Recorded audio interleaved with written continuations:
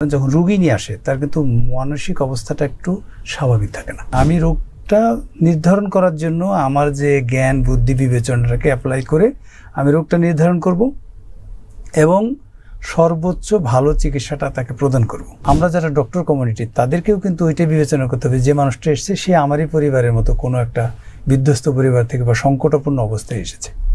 সুতরাং তাকে চিকিৎসার পাশাপাশি সিম্প্যাথি দেখানো অথবা তার অবস্থানগত বিষয়টাকে একটু কনসিডার করার প্রয়োজন। মানে সাধারণ অভিযোগ হচ্ছে যে আমরা যাচ্ছি কিন্তু চিকিৎসক আমার সাথে ভালো আচরণ করছেন না, মানে এই যে একটা অভিযোগ, এই অভিযোগ আপনি যথার্থ মনে করছেন?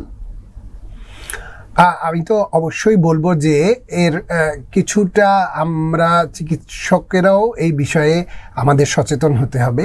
কারণ এটা তো ঠিক যে মানে রুগীর এবং রুগীর আত্মীয় স্বজনের প্রতি আচরণটাও কিন্তু একটা খুবই গুরুত্বপূর্ণ বিষয়।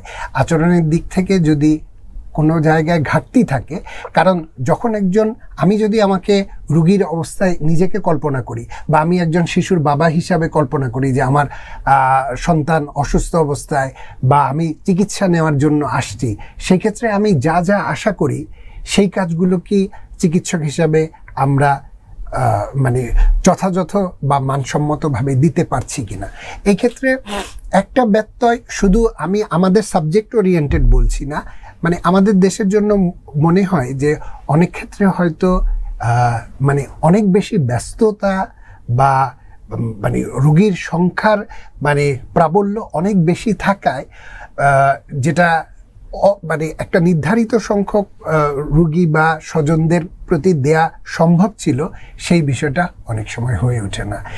সেই ক্ষেত্রে আমার কাছে মনে হয় যে সেই সচেতনতাটুকু এবং এটার সমাধানের পথটুকু আমাদের খুঁজে দেখা উচিত। অধিক রোগীতে দেখার কারণে অনেক ক্ষেত্রে চিকিৎসকদের টক্সিক হয়ে যাওয়ার একটা ব্যাপার থাকে। আপনি আসলে মানে এর সাথে আর কি যোগ করতে চান বা আপনি এর সাথে একমত কিনা বিষয়? আসলে অ্যাকচুয়ালি আমি যে মূল জায়গাটা একটু কথা বলতে চাই, যেখানে রিলেশন বিষয়টা সেখানে দ্বিপাক্ষিক ব্যাপার। আচ্ছা, রিলেশন কখনো একপাক্ষিক হয় না। জি, তাহলে যার যার অবস্থান থেকে কিন্তু চিন্তা করতে হবে সবার দায়িত্ব এই সম্পর্কটা কিভাবে উন্নতি করা যায়। তো এখন হয় কি, একটা এক্সপেকটেশন মানুষ আসে কোন অবস্থায় খেয়াল করেন, যখন রুগী নিয়ে আসে তার কিন্তু মানসিক অবস্থাটা একটু স্বাভাবিক থাকে না, বিপর্যস্ত অবস্থায় থাকে, বিপর্যস্ত থাকে, অ্যাংশাস থাকে, ওরিড থাকে, তাই না? তার মধ্যে সন্দেহ থাকে, সংশয় থাকে যে আসলে আমার বাচ্চাটা ভালো হবে না, ভালো হবে না, ডাক্তার সাহেব ভালো ব্যবহার করবে না, করবে না, ভালো চিকিৎসা পাবো না, পাবো না। ইভেন অর্থনৈতিকভাবেও সে চিন্তা করে যে আমি কি আমার অর্থনৈতিক সামর্থ্যের মাধ্যমে চিকিৎসাতে নিতে পারবো না, পারবো না। তাহলে অনেকগুলি দোদুল্যমান অবস্থান নিয়ে একজন রোগী ডক্টরের কাছে আসলো। এখন আপনি উল্টা দিকের কথা চিন্তা করেন, ডক্টরের কিন্তু এত কিছু চিন্তা করার বিষয় নেই। ডক্টরের প্রাইমারি কনসার্ন দুইটা। একটা হচ্ছে মইনুল যেটা বললো যে আমি রোগটা নির্ধারণ করার জন্য আমার যে জ্ঞান বুদ্ধি বিবেচনাটাকে অ্যাপ্লাই করে আমি রোগটা নির্ধারণ করব এবং সর্বোচ্চ ভালো চিকিৎসাটা তাকে প্রদান করব। জি, তাহলে ডক্টরকে কিন্তু কুল থাকার অনেকগুলি যৌক্তিক কারণ আছে, কারণ সে তার জ্ঞান বুদ্ধি বিবেচনা নিয়ে চলছে। আর যে মানুষটা আসছে সে কিন্তু একটা বিধ্বস্ত অবস্থায় আসছে, অস্থির থাকবেন। সুতরাং এই যে বিবেচনা বোর্ডটা মানে ইনসাইড ব্যাপারটা একটু কিন্তু চিন্তা করতে হবে। আপনাকে একটা জিনিস যদি আমি একটু বুঝাই বলি, জি, কোনো ডক্টরের কিন্তু ব্যাড ইন্টেনশন থাকে না। কারণ আমরা যদি এটাকে পণ্য বা আমাদের বিজনেসও মনে করি, আমাদের ক্লায়েন্টকে বলেন তো পেশেন্ট, তা আমার কাছে অনেক পণ্য আছে, আমি অনেক জ্ঞানী, অনেক কিছু জানি, অনেক ভালো চিকিৎসা দিতে পারি, কোনো পেশেন্টই আসলো না, এই গণ্যের তো কোনো মূল্য নেই। তো সমস্যাটা কোথায় হয়? সমস্যাটা হয় যে এই যে বিবেচনাটা মধ্যে কোথাও একটা গ্যাপ থেকে যায়। তো সেই ক্ষেত্রে আমি মনে করি যে রুগীরা যখন ডাক্তারের কাছে যাবে, বাংলাদেশের পার্সপেক্টিভ, তার সামাজিক অবস্থান, তার ইকোনমিক্যাল অবস্থা সব কিছু কিন্তু সে মেজার করে যেতে হবে। আমার এক্সপেকটেশন কিন্তু যদি আমি মনে করি যে সিঙ্গাপুরে আমার এক আত্মীয় গিয়েছিল, এই চিকিৎসা পেয়ে এসে আমি বাংলাদেশে এই চিকিৎসা পাবো, সেটা কিন্তু যথার্থ হবে না। আবার আমরা যারা ডক্টর কমিউনিটি তাদেরকেও কিন্তু ওইটাই বিবেচনা করতে হবে যে মানুষটা এসেছে সে আমারই পরিবারের মতো কোনো একটা বিধ্বস্ত পরিবার থেকে বা সংকটাপূর্ণ অবস্থায় এসেছে। সুতরাং তাকে চিকিৎসার পাশাপাশি সিম্প্যাথি দেখানো অথবা তার অবস্থানগত বিষয়টাকে একটু কনসিডার করার প্রয়োজন। এখন আপনাকে আমি একটু উদাহরণ দিলে আপনি বুঝতে পারবেন।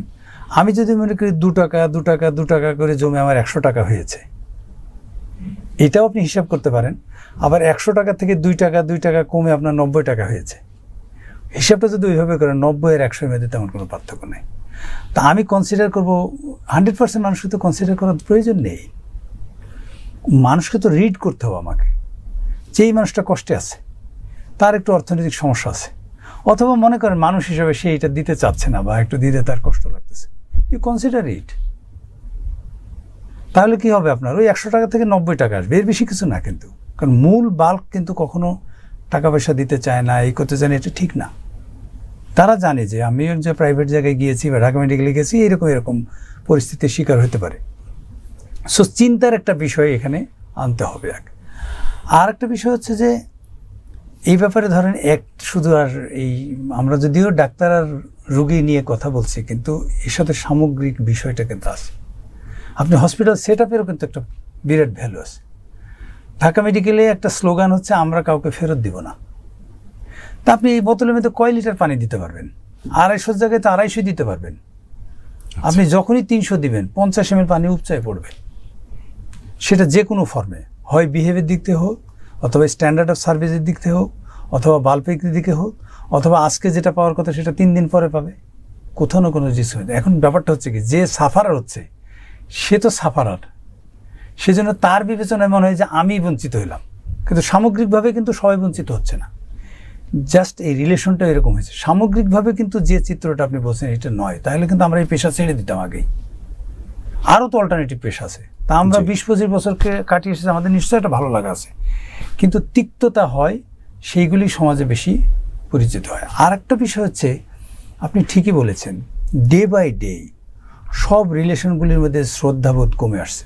ছাত্র শিক্ষক আগের রিলেশন কিন্তু নেই, নেতা কর্মী আগের রিলেশন নেই, জজ কোর্টে যান মানে উকিল আর ক্লায়েন্ট আগের রিলেশন নেই, বিচারপতির প্রতি আমাদের যে শ্রদ্ধা ভালোবাসা ছিল সেটা কিন্তু চেঞ্জ হচ্ছে। তাহলে টোটাল সামাজিক অবক্ষয় বলেন বা সামাজিক পরিবর্তনের একটা ধারা এসে পড়ে গেছে চিকিৎসা ক্ষেত্রে। যেহেতু এটা সেন্সিটিভ বিষয় এবং মানুষ কোনো না জীবনে কোনো না কোনো সময় অসুস্থ হচ্ছে, একটি স্পর্শকাতর অবস্থানের মধ্যে দিয়ে যাচ্ছে, সে রিয়াক্ট করছে বেশি।